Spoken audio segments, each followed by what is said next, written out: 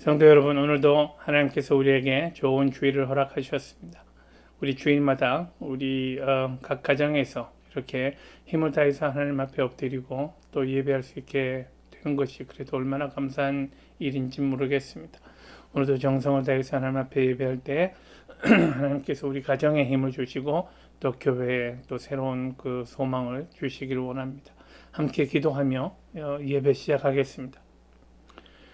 하나님은 우리의 피난처시여 힘이시니 환난 중에 만날 큰 도움이시라. 그러므로 땅이 변하든지 산이 흔들려 바다 가운데 빠지든지 바닷물이 흉룡하고 뛰놀든지 그것이 넘침으로 산이 요동할지라도 우리는 두려워 아니하리로다. 아멘.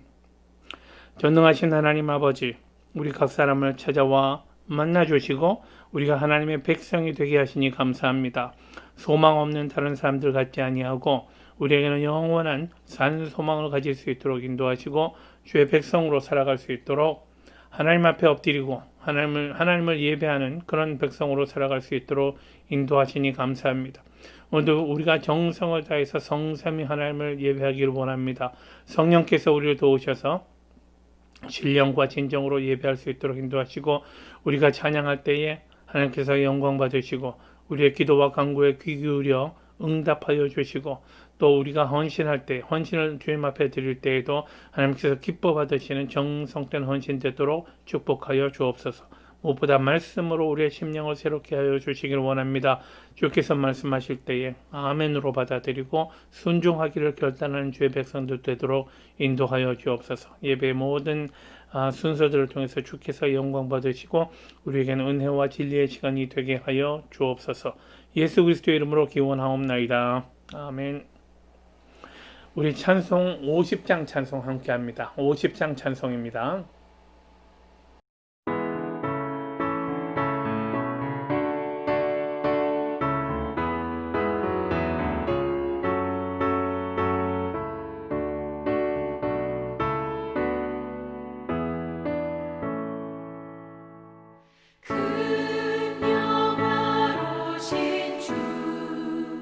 이곳에 오셔서 이모의 자들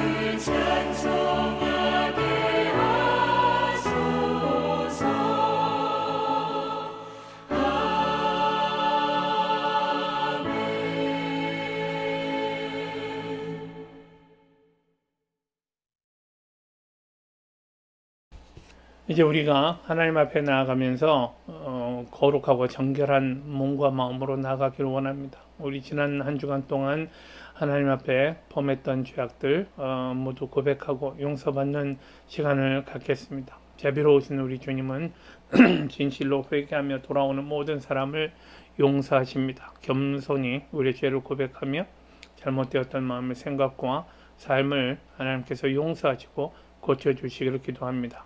먼저 저와 함께 기도하시고 후에는 침묵으로 오직 하나님만이 아시는 우리의 은밀한 죄악들을 고백하겠습니다. 기도하십시다. 전능하신 하나님 아버지, 광야와 같은 세상을 살면서 우리 자신도 과거 이스라엘 백성과 동일한 삶을 살고 있음을 고백하지 않을 수 없습니다. 우리도 늘 불평하고 원망하였습니다. 우리도 알지 못하는 사이에 우상을 만들고 진리를 거역하며 하나님을 배반하였습니다. 하나님의 마음을 아프시게 하였습니다. 우리도 주의 놀라운 은혜를 경험하고서도 깨닫지 못하고 기억하지 못하는 그런 삶을 살았습니다. 눈을 들어 주의 나라를 바라보지 못하는 우리의 믿음 적음도 하나님께서 아시오니 용서하여 주옵소서. 이 모든 죄악으로부터 돌이키기를 원합니다.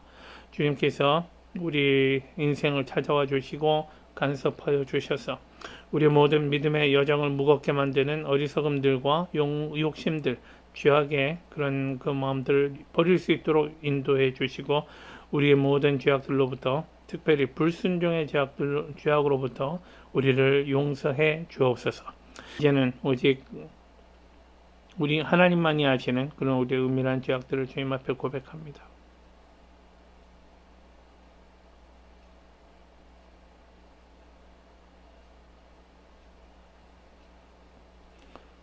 그런즉 누구든지 그리스도 안에 있으면 새로운 피조물이라 이전 것은 지나갔으니 보라 새 것이 되었도다. 자비로우신 주님께서 우리의 모든 죄를 용서하셨습니다. 우리를 죄에서 용서하기 위해 그리스도 예수께서는 십자가의 고난을 자취하셨습니다. 이제 후로는 같은 죄를 다시금 범하지 않고 그리스도 예수 우리 주님의 그 희생의 사랑을 기억하며 그 은혜에 응답하는 삶을 사십시오. 이제 사도신경으로 신앙 고백하겠습니다. 전능하사 천지를 만드신 하나님 아버지를 내가 믿사오며 그 외아들 우리 주 예수 그리스도를 믿사오니 이는 성령으로 잉태하사 동정녀 마리아에게 나시고 본디오 빌라도에게 고난을 받으사 십자가에 못 박혀 죽으시고 장사한 지 사흘 만에 죽은 자 가운데서 다시 살아나시며 하늘에 오르사 전능하신 하나님 우편에 앉아 계시다가 저리로서 산 자와 죽은 자를 심판하러 오시리라.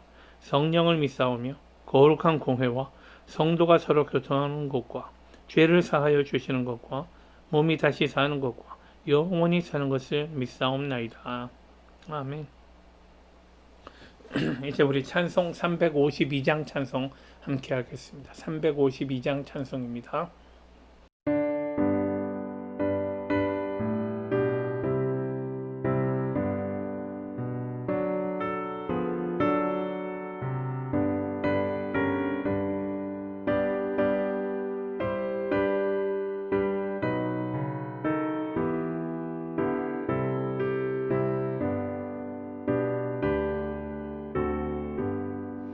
내 임금 예수 내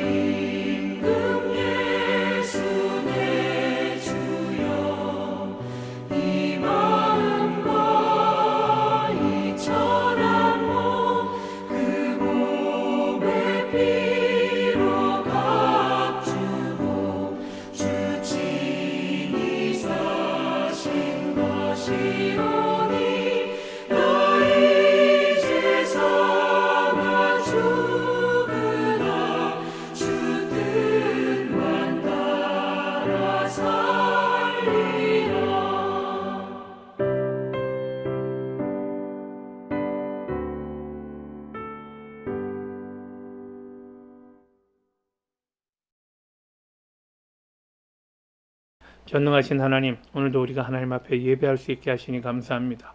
예배의 기쁨을 알게 하시고 하나님 앞에 엎드려 기도하며 또 하나님과 나누는 교제의 기쁨을 우리에게 허락하시니 감사합니다. 이제 우리가 겸손한 마음으로 주의 말씀을 듣기를 원합니다. 하나님이 우리에게 찾아와 주셔서 말씀하여 주실 때에 주의 그 말씀의 뜻을 깨달을 수 있도록 인도하시고 우리를 향한 하나님의 간절한 기대를 깨달아 알 수 있도록 축복하여 주옵소서. 간절히 원하옵는 것은 하나님 우리가 말씀을 듣기만 하고 행치 않는 그런 불신에 빠지지 않도록 인도하여 주시기를 원합니다. 주의 영이 우리 각 사람 가운데 역사하여 주셔서 선포되는 하나님의 말씀들 마음에 새길 수 있도록 인도하여 주시고 주신 말씀대로 살아갈 수 있도록 순종하며 살아가는 주의 백성들 되도록 이끌어 주옵소서. 예수님의 이름으로 기도하옵나이다. 아멘. 오늘 우리에게 주시는 하나님의 말씀은 사무엘상서 15장 17절부터 23절 말씀입니다. 사무엘상서 15장 17절부터 23절 말씀 제가 봉독합니다. 사무엘이 가로되 왕이 스스로 작게 여길 그때에 이스라엘 지파의 머리가 되지 아니하셨나이까. 여호와께서 왕에게 기름을 부어 이스라엘 왕을 삼으시고 또 왕을 길로 보내시며 이르시기를 가서 죄인 아말렉 사람을 진멸하되 다 없어지기까지 치라 하셨거늘 어찌하여 왕이 여호와의 목소리를 청종치 아니하고 탈취하기에만 급하여 여호와의 악하게 여기시는 것을 행하였나이까.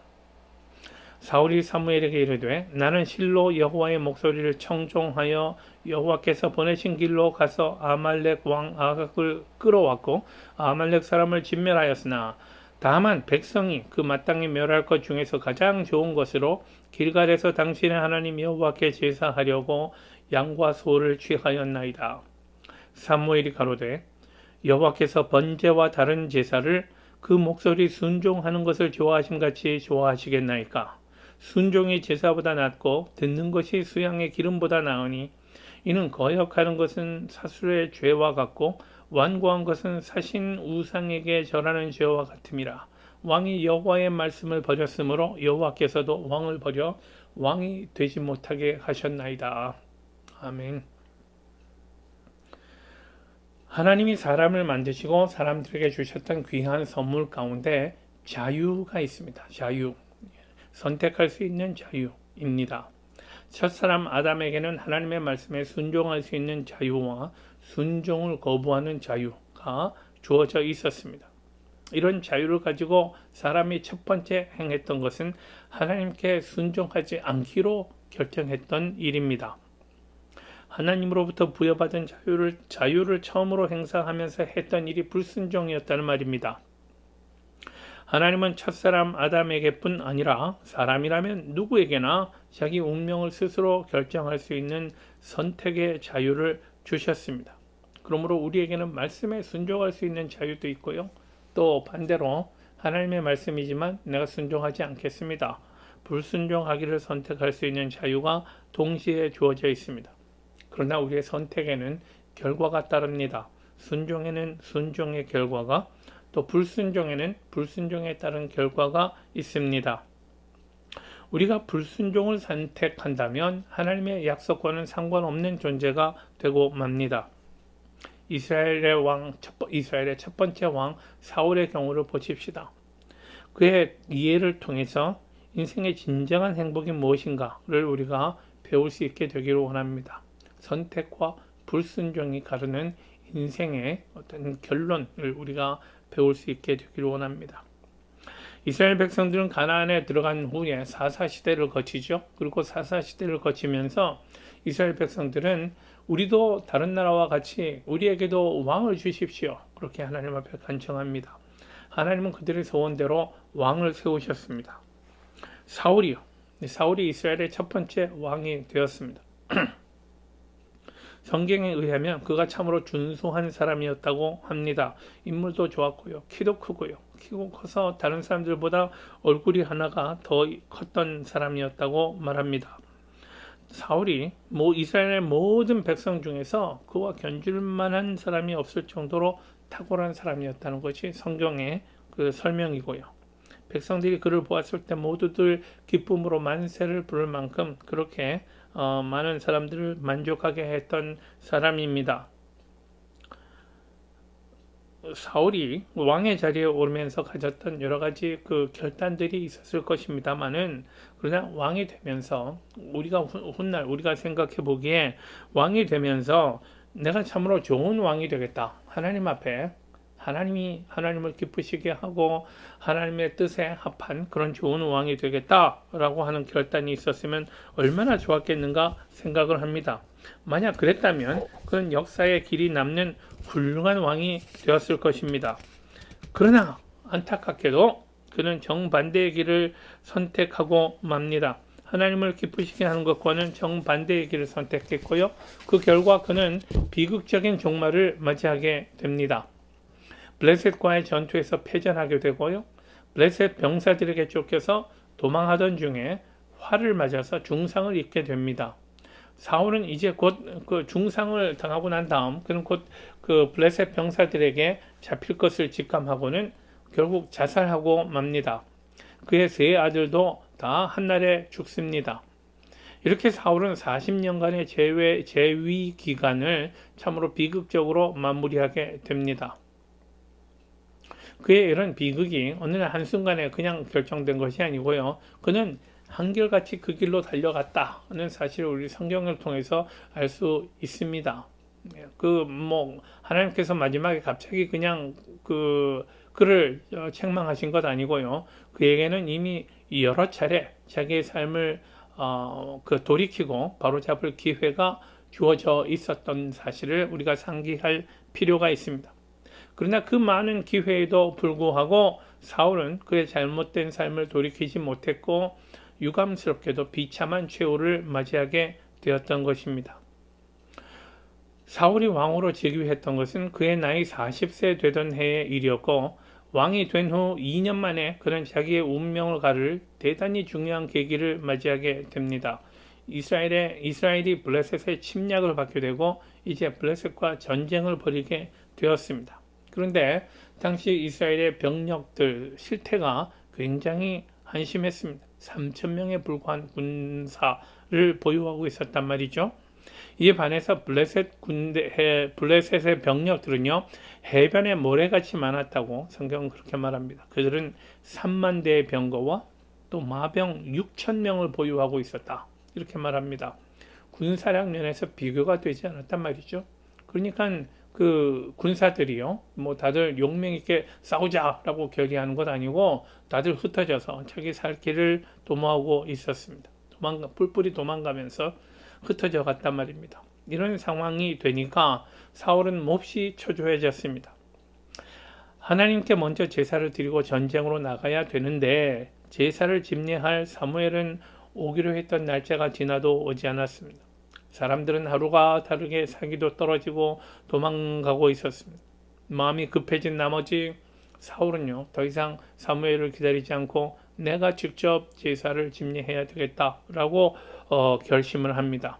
그리고 번제를 마쳤을 때에 사무엘이 도착했고요. 사울은 자기가 직접 번제를 드렸던 데 대해서 사무엘로부터 심한 책망을 받습니다. 우리 사무엘상서 13장 13절 14절 말씀입니다. 사무엘이 말합니다. 왕이 망령되게 행하였도다. 왕이 왕의 하나님 여호와께서 왕에게 명하신 명령을 지키지 아니하였도다. 만약 명령대로 행하였더라면 그 왕의 나라가 영영히 있었을 것인데 지금은 왕의 나라가 길지 못할 것이라. 왜냐하면 여호와께서 왕에게 명하신 바를 지키지 아니하였기 때문이라. 그렇게 말하면서 여호와께서 그 마음에 맞는 사람을 구하여 그 백성의 지도자를 삼으셨느니라 라고 말씀합니다. 이렇게 책망을 했죠.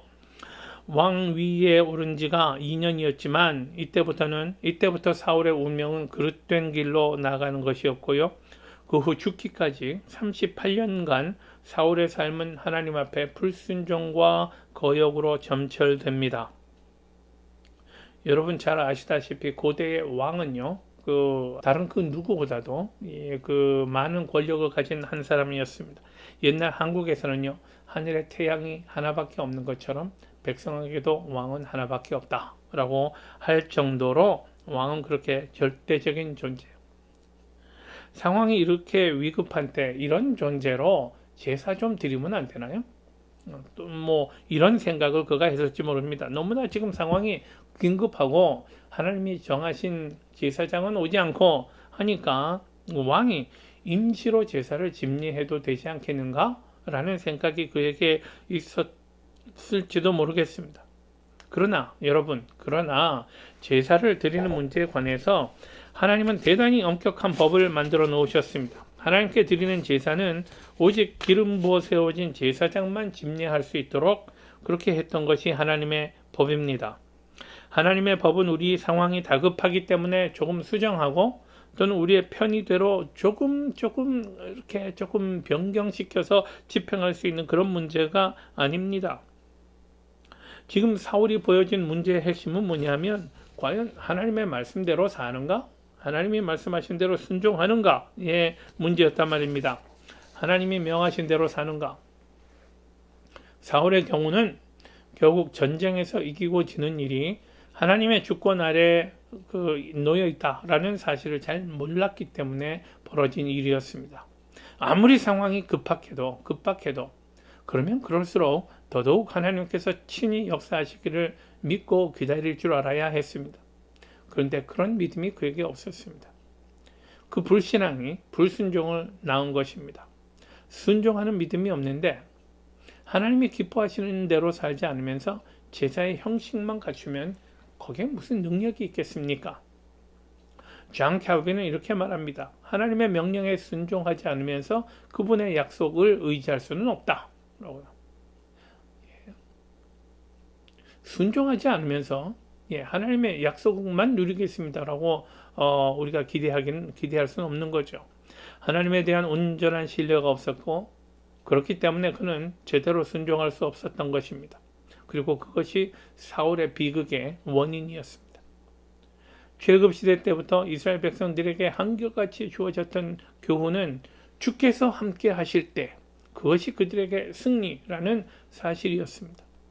이스라엘이 승리했다면 그것은 그들에게 강한 또는 탁월한 군사력이 있었기 때문이 아니라 하나님이 우리 편이라라는 이런 믿음이 그들에게 있었기 때문이라는 사실을 그들이 다시 환기했어야죠.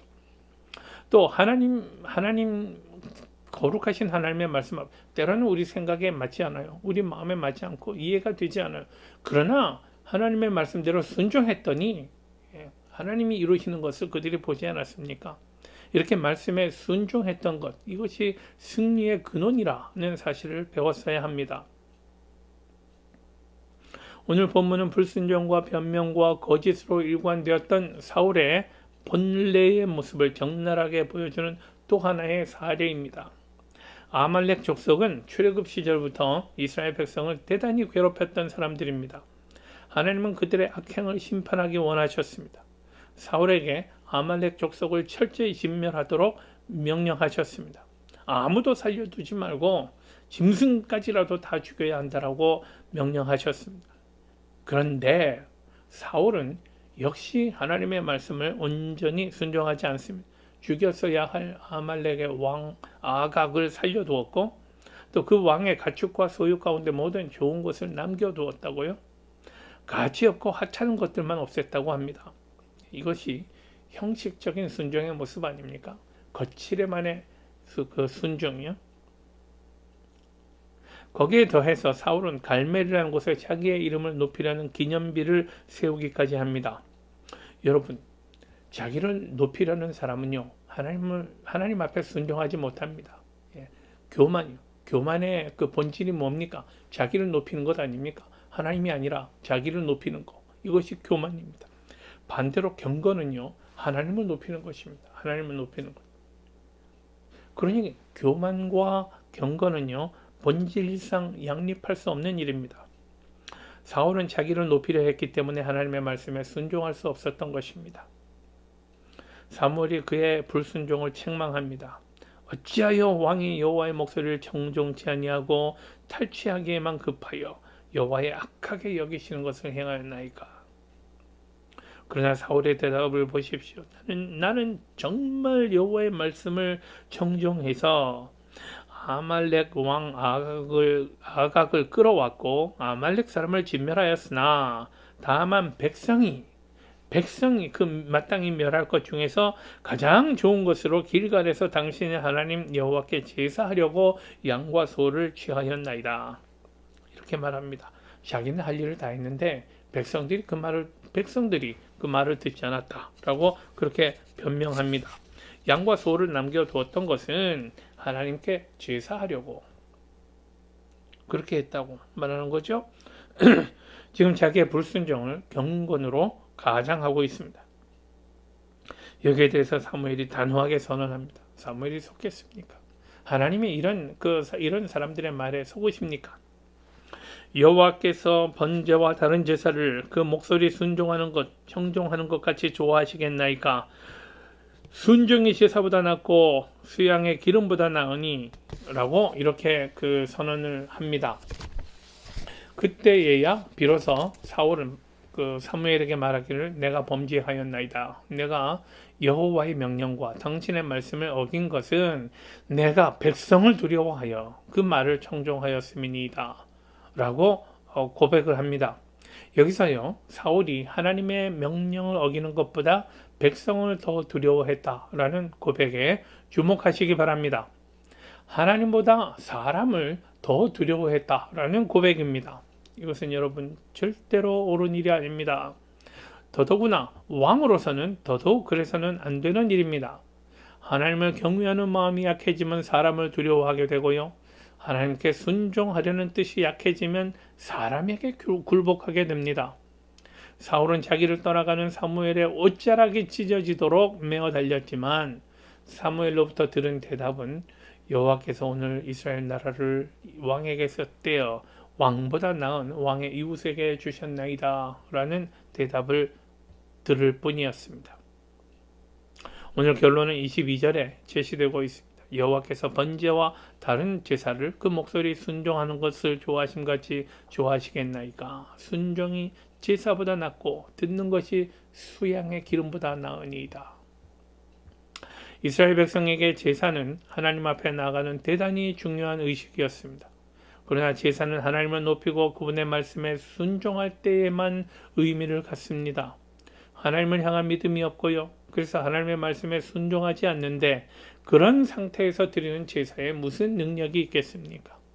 그것은 오히려 하나님께 가증스러운 일입니다. 사울은 자기의 불신앙과 불순종을 제사라는 명분으로 감추어 보려고 했지만 그것으로 하나님을 속일 수 없었습니다. 그 후에 사울은 악령에 사로잡혀서 번뇌의 나날을 보내야 했습니다. 또 다윗에 대한 질시 때문에 다윗을 죽이려고 하는 그런 살이에 가득 차 있었습니다. 심지어는 그는 블레셋과 싸우는 일보다 다윗 죽이는 것을 더욱 중요하게 여기고 다윗을 추격하는 일에 매달렸으며 심지어는 다윗을 도와주었다는 이유로 제사장 85명과 제사장들의 성읍에 있던 남녀와 아이들과 젖먹는 자들과 소와 나귀와 양을 칼로 쳐 죽이는 만행을 저지르기까지 했던 것입니다. 안 그럴 수 있었는데 인생이 왜 이렇게 엇나가고 불행한 길로 치달았는지 모르겠습니다. 순종의 문제죠. 순종의 문제. 하나님께서는 제사보다 순종을 원하십니다. 앤드류 머리라는 분은 이런 말을 했습니다.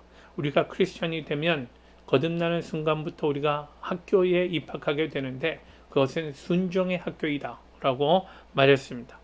우리는 이렇게 순종하는 것을 배워야 합니다. 반항이라든지 비판이라든지 혹은 여러분 그 거역이라든지 이런 것들은 배울 필요가 없습니다. 왜냐하면 우리 품성에는 이런 것들이 있기 때문입니다. 우리 그냥 마음대로 하면 그렇게 됩니다. 그러나 순종은 배워야 합니다. 예수님도 순종을 배우셨습니다. 그래서 머리는 계속 이렇게 말합니다. 반항은 죄인의 체질이고 순종은 고된 학습을 통해 배워야 할 성도의 체질이다 라고요. 순종을 배워야 합니다. 작은 일에서부터 순종하기를 배워야 합니다. 그래서 언제나 순종하는 것이 우리 생활의 습관이 되고 또 우리 생활의 양식이 되어야 합니다. 순종을 배우십시다. 예배는 드리면서도 하나님께 순종할 줄 몰라서 예배가 공허하고 무의미한 것이 되지 않게 해야 합니다.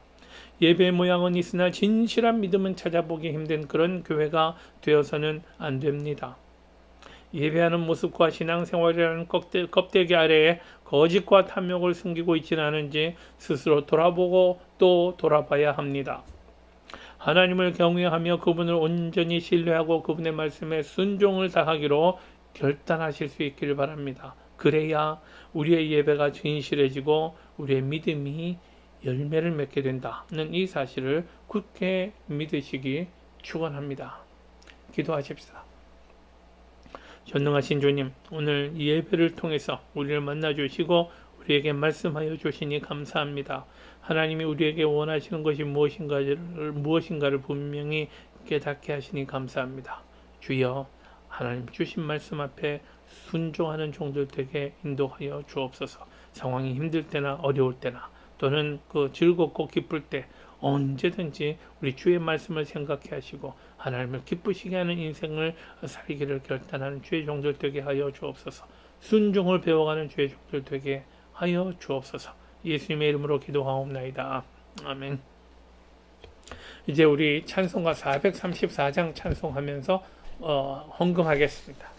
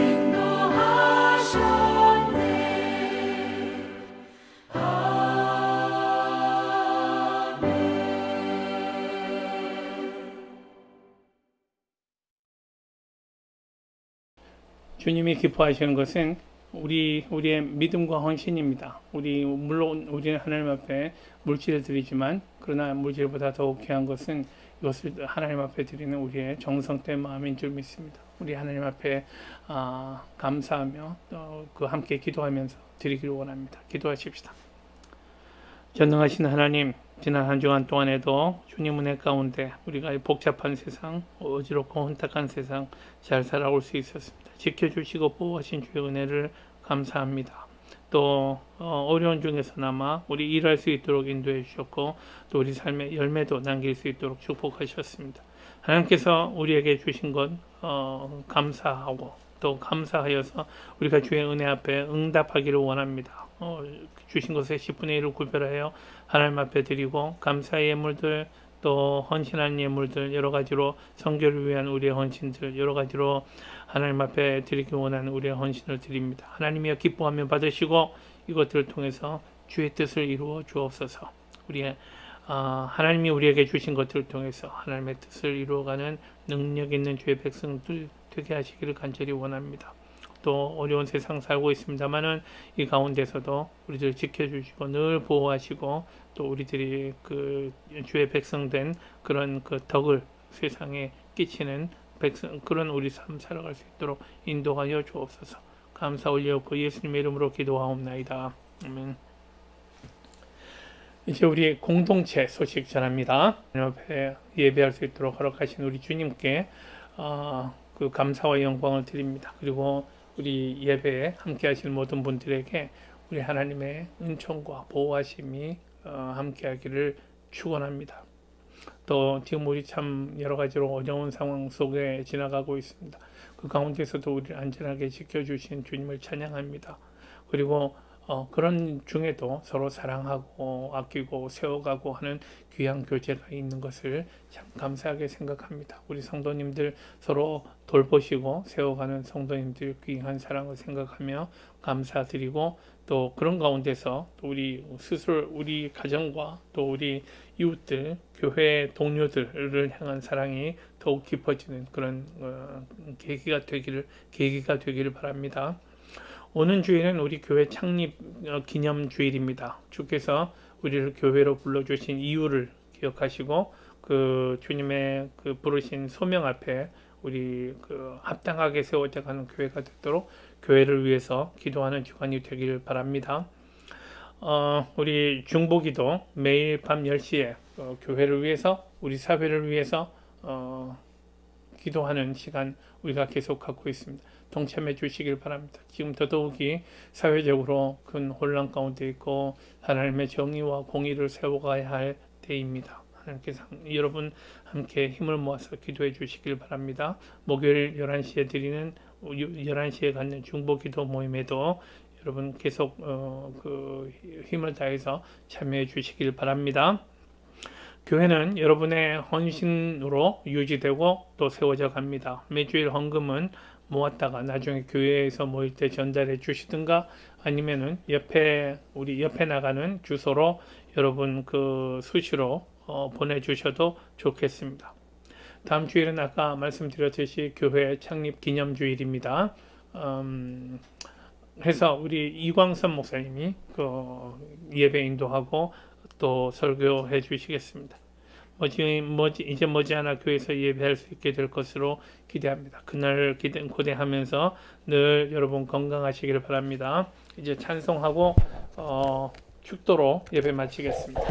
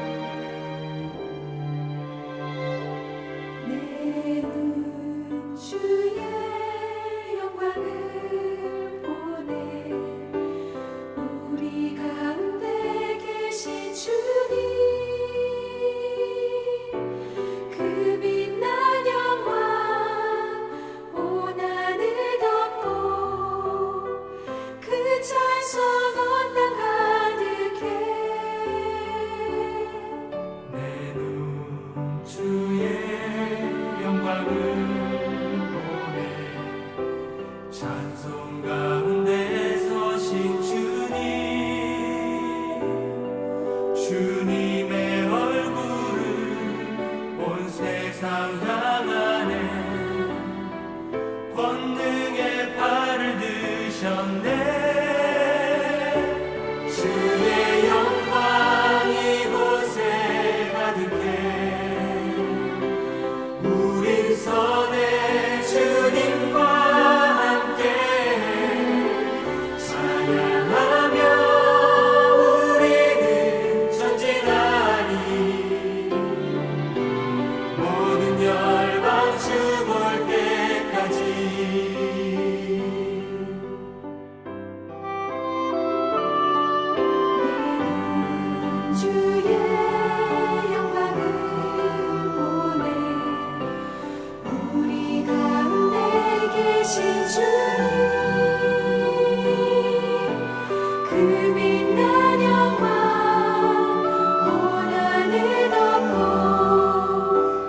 그 찬송 온 땅 가득해 내눈 주의 영광을 찬송 가운데 서신 주님의 얼굴을 온 세상 향하네 권능의 발을 드셨네 주의 영광 이곳에 가득해 우린 손에 주님과 함께 찬양하며 전진하리 모든 열방 주볼 때까지. 사랑하는 CCPC 성도 여러분, 사방에서 우리를 우겨싸는 것 같은 그런 혼란스러운 세상을 우리 지금 지나고 있습니다만은, 그러나 이 안에서도 하나님의 공의를 나타내는 능력 있는 성도의 삶을 사셔야 합니다. 세상이 어려울수록 더욱더 하나님의 말씀을 붙들고 신뢰하는, 그러면서 말씀대로 순종하는 주의 백성된 삶을 살아가십시오. 우리 주님 예수 그리스도의 은혜와 우리 하나님 아버지의 극진한 사랑과 성령님의 충만한 동행하심이 오늘 예배를 통해서 주신 말씀 깨닫고 말씀대로 순종하며 살겠습니다. 결단하는 주의 백성들과 우리들의 가정과 자녀들 위해, 또 주님 허락하신 일터 위에, 또 주님 피로 값주고 사신 몸된 교회 위에 이제로부터 영원까지 항상 함께 있을 것을 간절히 축원하옵나이다. 아멘.